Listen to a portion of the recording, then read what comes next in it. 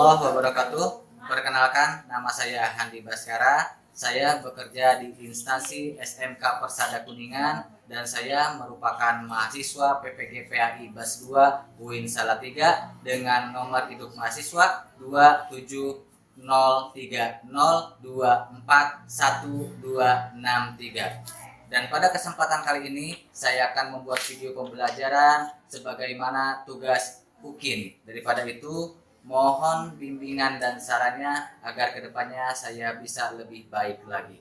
Terima kasih. Wassalamualaikum warahmatullahi wabarakatuh. Assalamualaikum warahmatullahi wabarakatuh.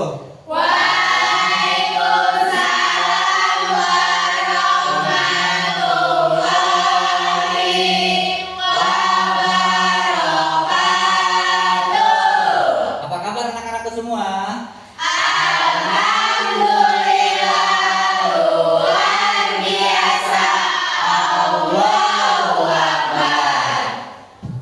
Alhamdulillah ya, pada hari ini pada tanggal 28 Januari kita semua bisa berkumpul lagi di kelas tercinta kita dalam keadaan sehat walafiat. Dan di minggu kemarin Bapak nggak lihat Anggun katanya sakit ya, tapi sekarang udah sehat lagi. Nah, sedikit motivasi dari Bapak nih. Biasanya kalau misalkan orang sakit itu kan kebanyakan merasa diri paling tersakiti. Sehat yang tadinya Allah berikan sehat, misalkan berapa tahun, berapa bulan, semuanya hangus dalam satu hari. Padahal kita sakit hanya dalam jangka 1 ataupun 3 hari. Tapi seakan-akan Allah tidak sayang kita. Itu nggak boleh. Padahal kalau kita tahu hikmah di balik sakit itu, mungkin kayaknya semua manusia pingin merasakan yang namanya sakit. Emang apa Pak hikmahnya Pak? Yang pertama, di mana seorang hamba sakit, Allah akan menyuruh kepada malaikatnya untuk mencabut 4 perkara dari hamba tersebut. Kata malaikat, "Ya Allah, wahai Tuhanku, apa yang aku harus cabut dari orang tersebut?" Kata Allah, "Coba yang pertama kamu cabut tenaganya." Makanya coba perhatikan, kalau misalkan orang sakit rata-rata lemes, tidak bergairah. Apakah di sini ada yang misalkan lagi sakit bisa main futsal? Tidak kan? Apakah mungkin kalau di sini mah Ubay katanya dia super kuat, lagi sakit tapi masih bisa main basket, bisa nggak? Tidak. Apalagi kalau misalkan lagi panas dingin, muriang, adakah yang berani berenang? Tidak. Karena itu semua karena Allah sengaja cabut kekuatan yang ada di dalam dirinya. Itu yang pertama. Yang kedua, Allah cabut cahaya di wajahnya. Coba perhatikan, di minggu kemarin Anggun pas lagi sakit secantik ini enggak? Enggak. Pasti pucat, benar enggak?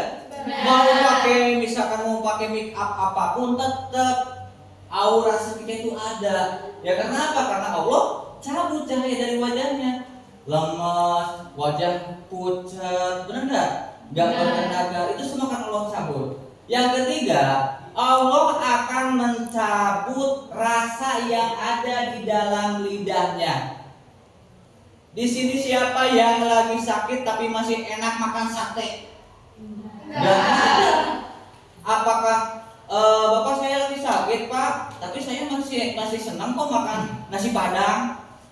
Itu berarti sakitnya bohong. Kalau misalkan sakit benar, mau makan sama nasi padang, mau makan sama sate, tetap rasanya Pak baik. Karena itu malaikat cabut rasa yang ada di dalam diri seseorang di atas perintah Allah. Dan yang paling penting, Allah akan cabut dosanya. Wahai malaikat, cabutlah dosa orang tersebut. Akhirnya sama malaikat dicabut. Singkat cerita, bila mana hamba tersebut sudah sembuh, maka malaikat bertanya kepada Allah, "Wahai Tuhanku, apa yang harus saya lakukan? Tuh hamba engkau sekarang sudah sembuh kembali." Kalau gitu, kata Allah, "Ya Allah, apakah aku harus kembalikan tenaganya?" wahai malaikat kembalikanlah tenaganya. Makanya kalau misalkan udah sehat, tenaga kita kembali bugar. Yang biasa main basket, basket lagi. Biasa futsal, futsal lagi. Biasa TikTok kan, TikTok lagi. Karena tenaganya sudah Allah kembalikan. Yang kedua, malaikat bertanya kepada Allah, ya Allah, apakah aku harus kembalikan yang kedua ini? Apa malaikat? Yang kedua adalah tenaganya, cahaya wajahnya. Kata Allah, kembalikan. Akhirnya sama malaikat dikembalikan kepada orang tersebut. Makanya setelah sehat, wajahnya kembali bersinar. Kembali glowing. Karena Allah telah kembalikan cahaya wajahnya. Yang ketiga, malaikat bertanya lagi, wahai Tuhanku, wahai Allah, apakah aku harus kembalikan rasa di lidahnya? Kata Allah, ya benar, kembalikan. Perhatikan, begitu misalkan Ubay pas waktu sakit makan sate nggak enak, makan rendang nggak enak. Tapi kalau sudah sehat, makan rumput pun enak. Maksud rumput di sini misalkan sayur sayur singkong, sayur bayam, itu kan lembut-lembutan, bener nggak? Tapi kan enak karena modalnya semua sehat. Dan yang terakhir, malaikat bertanya kepada Allah, wahai Tuhanku, yang ketiga perkara ini sudah aku kembalikan kepada hambamu. Apakah yang terakhir harus aku kembalikan juga? Apa yang terakhir? Dosa-dosanya. Kata Allah, wa ijati wa jalali, demi keagunganku wahai malaikatku, jangan engkau kembalikan terhadap orang tersebut. Berarti kata malaikat harus kemanakan? Buang saja ke laut. Berarti dapat disimpulkan kalau misalkan hakikat orang sakit itu hakikatnya adalah menggugurkan dosa. Paham? Jadi makanya kalau misalkan kita diberi sakit sama Allah, kita harus bersyukur. Jangan sampai ngeluh, jangan merasa diri paling tersakiti. Paham ya? Paham. Baiklah, kalau gitu silakan ketua kelasnya untuk memimpin doa dulu. Sebelum belajar, marilah kita berdoa. Berdoa dimulai. Bismillahirrahmanirrahim. Raditu billahi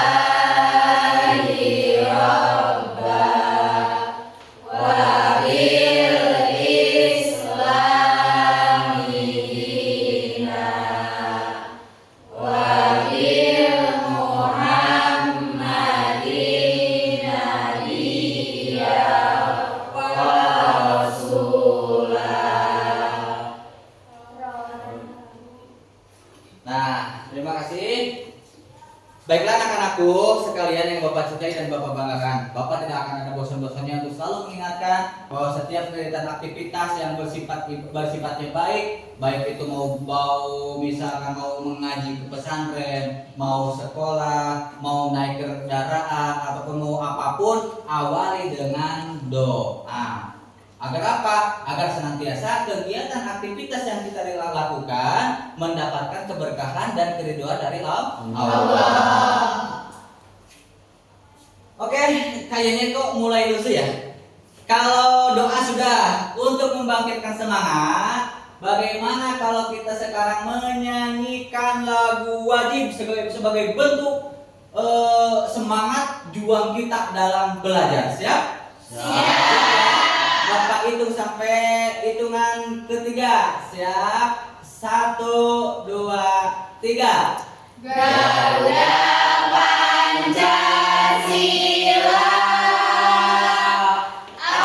akulah pendukungmu. Patriot proklamasi, sedia berkorban untukmu.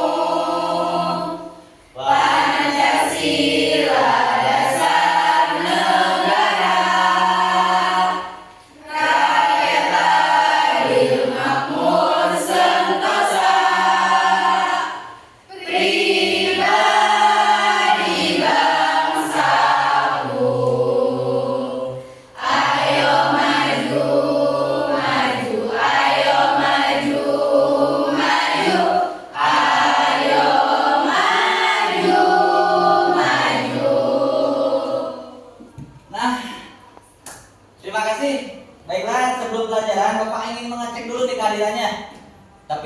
Sebenarnya di hari ini semuanya hadir ya. Tapi penasaran lah, Bapak pengen cek satu persatu. Yang pertama Fahri, Hadir Pak. Alil, Hadir Pak. Chelsea, Hadiroh. Azmi, Hadiroh. Cahaya, Hadir. Depi, Hadir. Zahra, Hadiroh. Anggun, Hadir. Cika, Hadiroh. Rianti, Hadir. Astrid. Hadir. Jumlahnya 15 semuanya sudah hadir ya. Iya. Tetap semangat ya sekolahnya, jangan males-malesan. Nah, baik, sebelum ke materi yang sekarang, di minggu kemarin kita sudah bahas mengenai apa? Ada yang masih ingat gak di minggu kemarin kita sudah bahas tentang masalah apa? Ada yang masih ingat gak? Coba kamu. Tentang sahabat iman, Kak. Tentang Su'abul Iman. Su'abul Iman, emang apa sih Su'abul Iman itu? Ada yang tahu? Coba. Sahabat iman adalah 77 cabang iman. Bila mana dilakukan sebelumnya, maka sempurnalah imannya. Bagus, tepuk tangan. Nah, hebat. Bapak masih ingat terhadap materi itu ya. Jangan sampai materi yang sudahnya jangan sampai dilupakan. Di rumah tetap harus belajar. Dan di minggu sekarang kita akan belajar tentang masalah pengertian iman menurut bahasa dan pengertian iman menurut istilah. Ada 3 pertanyaan nanti nih. Yang pertama, apa sih itu iman? Ada yang tahu? Yang kedua, apa sih? Ada berapa sih rukun iman? Yang ketiga, Pak, bagaimana kalau kita tidak beriman? Itu pertanyaannya. Nah, di pertemuan sekarang kita akan membahas tentang masalah pengertian iman menurut bahasa dan menurut istilah. Sebab apa? Karena biar kita itu benar-benar tahu, jangan sampai gini, anak SMK ditanya misalkan, Pak Ri, kamu sekolah kelas berapa? Kelas 11 Pak. 11 apa? SMK. Kamu beriman? Beriman. Terus apa sih pengertian iman menurut bahasa? Nah, pengertian menurut istilah? Enggak tahu Pak. Nah, jangan sampai seperti itu. Makanya di minggu sekarang kita akan pelajari. Siap? Siap. Siap untuk belajar? Siap. Siap, silakan keluarkan buku tulisnya.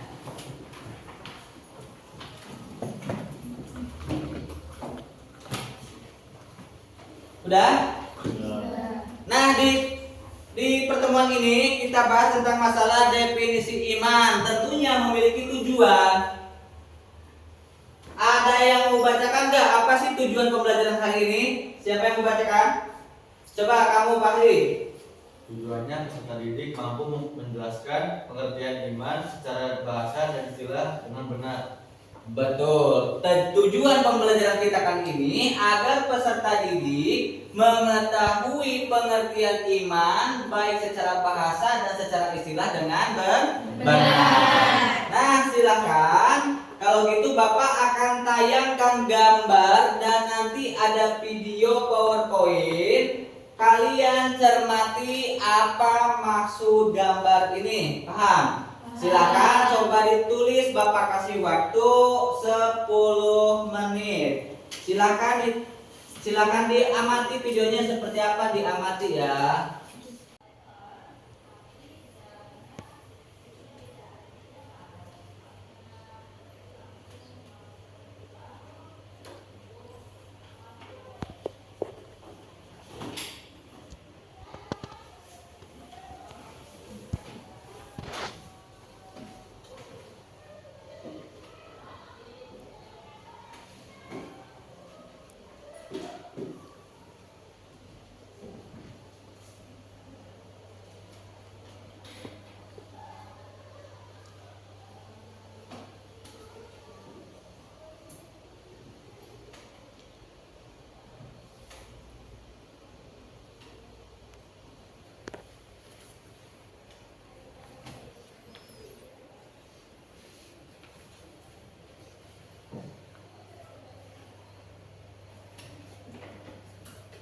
Ya gitu. Nanti kamu gambarnya kamu ini maksud gambar itu tipenya seperti apa? Kamu terus tuangkan di sini benar seperti ini.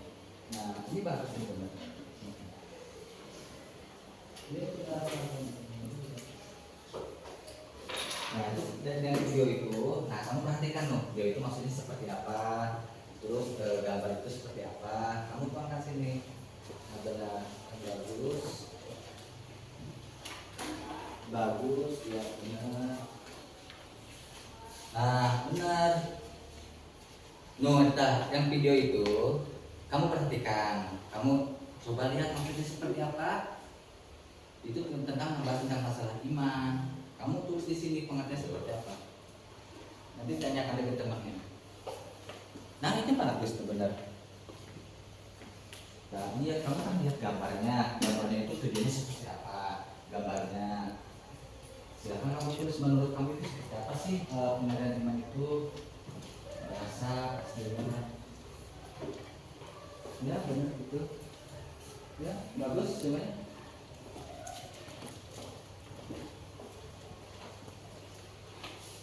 Silakan Bapak pengen kelas ini dibagi menjadi 3 kelompok. Coba.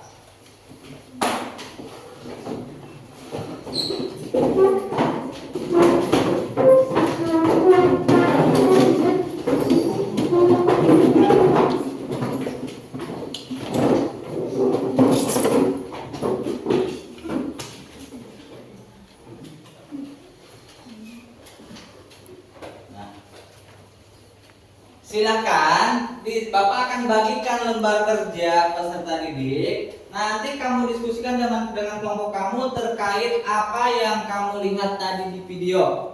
Masih ingat kan? Masih. Silakan, nanti kamu bekerja sama dengan kelompoknya. Silakan.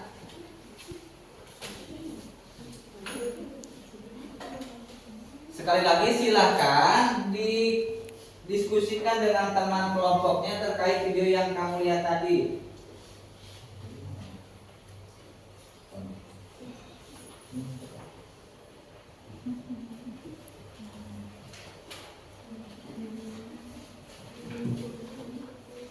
Nah hasil video tadi kamu diskusikan dengan temannya.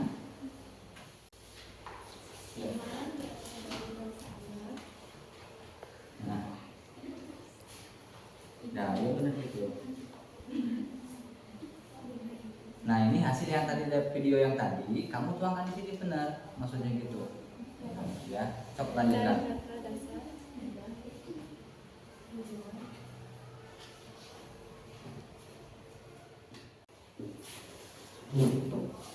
Nah, betul. Yang gambar tadi kan ada kan, kamu masih ingat kan? Nah, coba tulis di sini apa maksudnya tadi. Coba diskusikan dengan teman. Temannya tolong dibantu ya.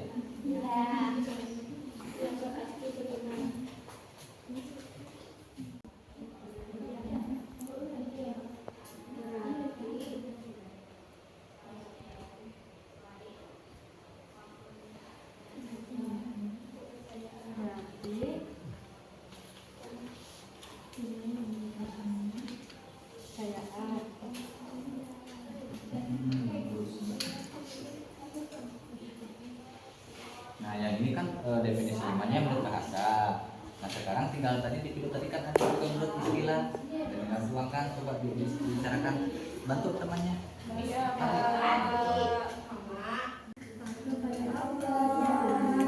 Gimana semuanya beres?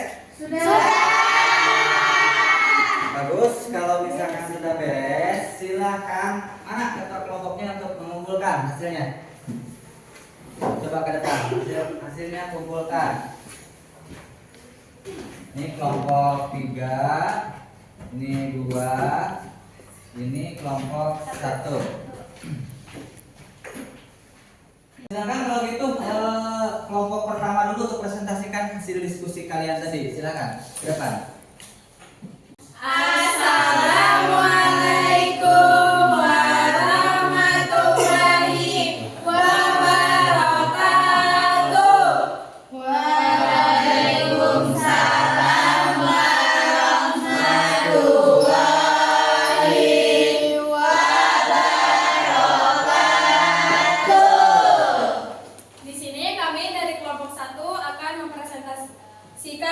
langsung materi yang tadi.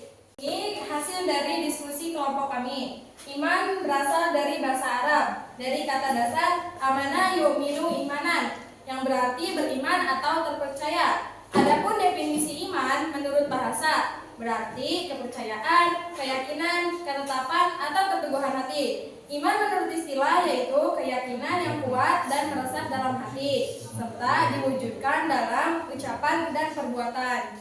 Gimana penampilan kelompok 1, bagus nggak? Kelompok 2 dan kelompok 3 jangan mau kalah. Coba tunjukkan semangat kalian. Sekarang silakan untuk kelompok 2 maju ke depan.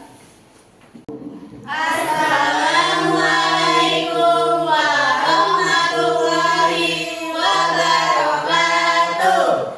Waalaikumsalam warahmatullahi wabarakatuh. Perkenalkan, kami dari kelompok 2, kami akan mempresentasikan hasil diskusi kami. Hasil diskusi kami yaitu definisi iman. Iman berasal dari bahasa Arab, dari kata dasar amanah yuminu imanan, yang berarti beriman atau percaya. Adapun definisi iman menurut bahasa berarti kepercayaan, keyakinan, ketetapan atau keteguhan hati. Iman menurut istilah yaitu keyakinan yang kuat dan meresap dalam hati, serta diwujudkan dalam ucapan dan perbuatan. Kasih tepuk tangan. Nah, bagus ya, silakan. Mungkin cukup sekian presentasi dari kami, kurang dan lebihnya mohon maaf. Wassalamualaikum warahmatullahi wabarakatuh. Assalamualaikum warahmatullahi wabarakatuh. Waalaikumsalam warahmatullahi wabarakatuh. Di sini kami akan mempresentasikan hasil diskusi kami. Definisi iman. Iman berasal dari bahasa Arab, dari kata dasar amana yauminu imana, yang berarti beriman atau percaya. Adapun definisi iman menurut bahasa berarti kepercayaan, keyakinan, ketetapan, atau keteguhan hati. Iman menurut istilah yaitu keyakinan yang kuat dan meresap dalam hati serta diwujudkan dalam ucapan dan perbuatan. Nah, bagus, tepuk tangan. Ya, silakan. Sekian presentasi dari kami. Kami tutup. Wassalamualaikum Warahmatullahi wabarakatuh. Waalaikumsalam warahmatullahi wabarakatuh. Tepuk tangan untuk semuanya. Bagus, semua kelompok sudah tampil dan semuanya bagus-bagus. Nah, semuanya kompak-kompak. Jadi pada pertemuan kali ini kesimpulannya tadi benar, iman itu ada menurut bahasa dan ada juga menurut istilah. Menurut bahasa apa? Coba baca. Tadi menurut bahasa adalah iman berarti Beriman atau terpercaya. sedangkan menurut istilah berarti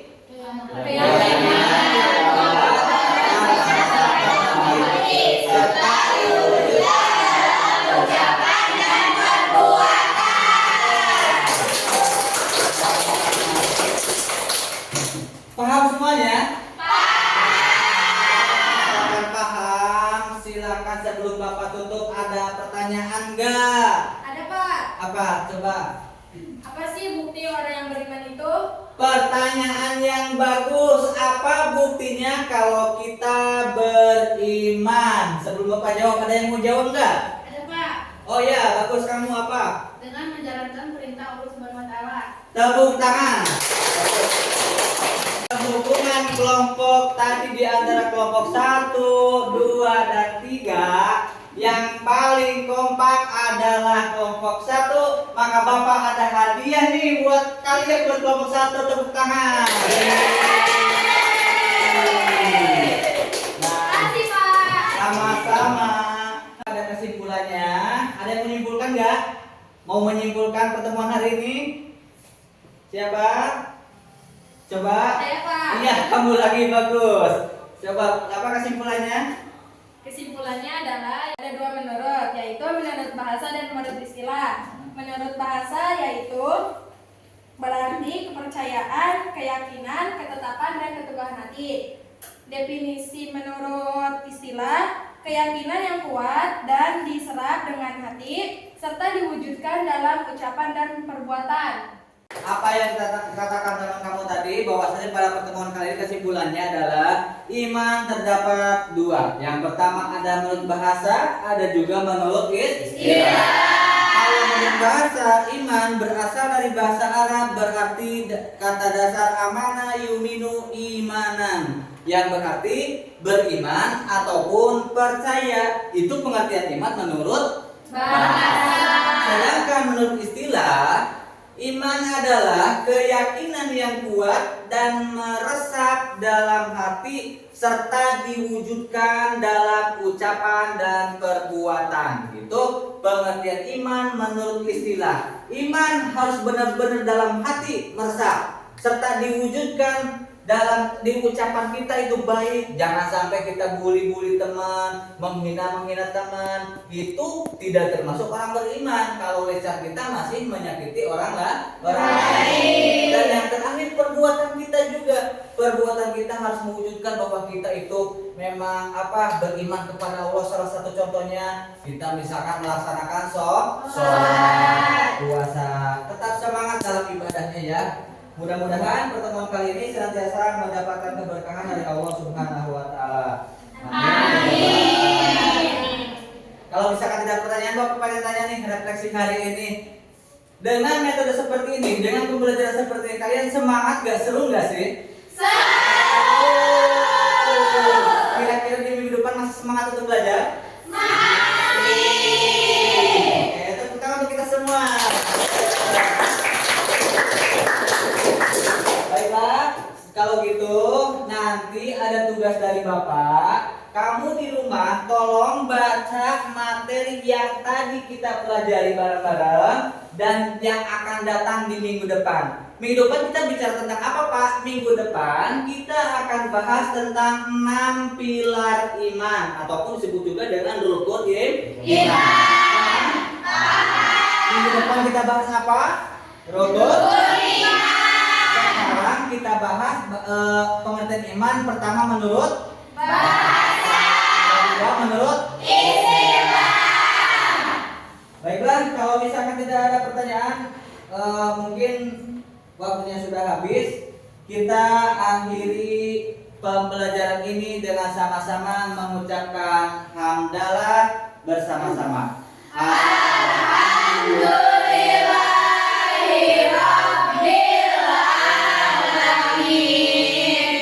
Terima kasih atas perhatiannya. Sedikit pantun dari Bapak, tetap semangat dalam belajar. Momen-momen seperti ini tetap semangat, nikmati setiap momen, karena suatu saat nanti momen seperti ini hanya bisa dikenang tanpa bisa diulang. Terima kasih atas perhatiannya. Bila taufiq wal hidayah. Wassalamualaikum warahmatullahi wabarakatuh.